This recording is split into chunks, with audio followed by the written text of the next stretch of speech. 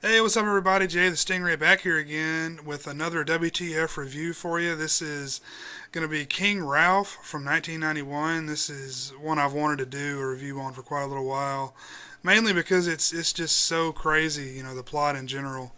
Um, that would never happen in a million years. But this is one that I used to catch on a cable quite a bit. I remember renting the VHS when it first came out. It was the first available.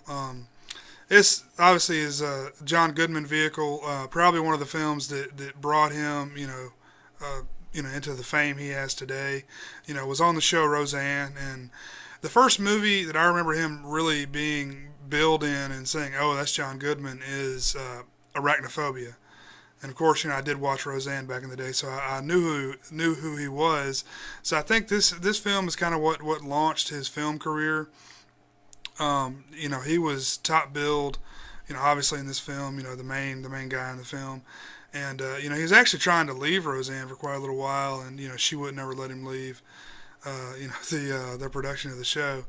Um, but this is a really odd flick. It's, obviously takes place. The majority of the film takes place over in Britain, and it has a really particular look to it. It reminds me a lot of the film Nuns on the Run, and I don't know if that's because it stars Camille Coduri. She also stars in Nuns on the Run, or what. But it's got this like hazy, odd look to the film, and it's just it's just imprinted in my brain the way the film looks, and I'm not sure why it looks that way.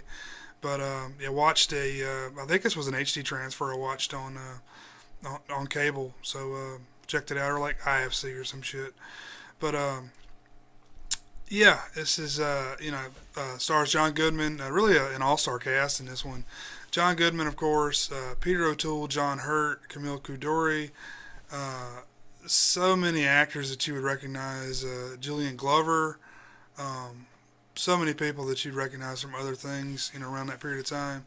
But the film starts off with the royal family is all together. They've got all of them there, and they're taking pictures, or they're about to set up a photo shoot, and it's wet, and you could tell it had rained recently, and the cords to the camera with the flash bulbs are in the water, and they're like in these metal stands.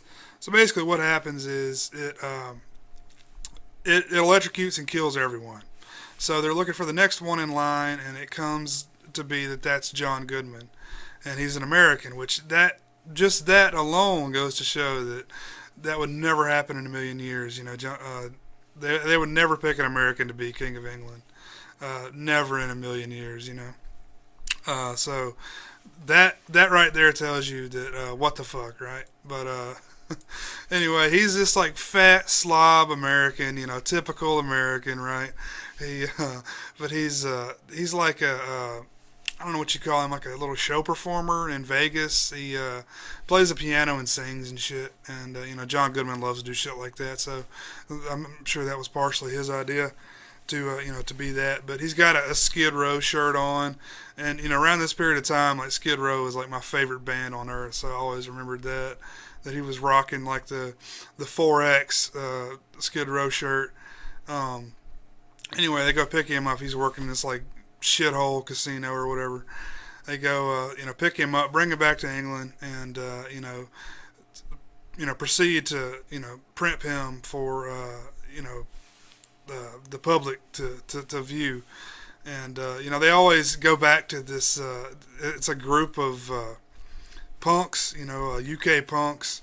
Typical, they got the studs and all their body parts, and they got one dude's got a mohawk, and the other one's got like some crazy ass hairdo. They got a dog collar on and shit. Just very, very, typical punks. And I actually went to England in like '95, and I actually saw some people that were still dressing like that over there, so I thought that was really interesting. But yeah, they keep cutting to these punks, and you get their opinion of John Goodman the whole time. And obviously, nobody likes him at first. He's a piece of shit, piece of garbage, whatever, stupid ass American. And, eventually they warm up to him, and, whatever happens at the end. I guess I'll spoil it because you probably wouldn't watch this unless you've seen the film, but obviously, there at the end, is it John Hurt's character? I think it is the one who is Lord Percival Graves. I get them mixed up. Maybe it's Peter O'Toole. Anyway, one of the guys is like actually next in line, but he didn't want to do it because he had some shit he wasn't too happy with in his past. He didn't want that to come out. But anyway, John Goodman like turns it over to him there at the very end, King Ralph, and yeah, that's pretty much it. But this is an odd pick for this type of review because I actually do really enjoy this film for some reason or another. So it's not a bad movie in my opinion. I know Rotten Tomatoes says it's a piece of dog shit, but I actually think it's entertaining. It's very much indicative of the time when it was made.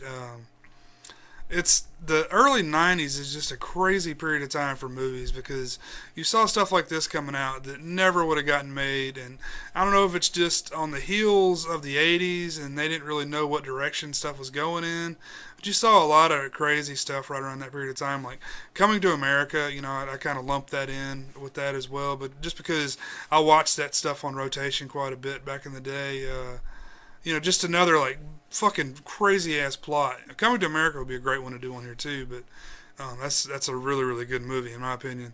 Love that movie. But yeah, just a great film. If you haven't seen it, hopefully you haven't watched all this review. But if you haven't seen it, check it out. It's a really entertaining flick. I enjoyed it a lot. And yeah, thanks for watching, guys. See you next time. Peace.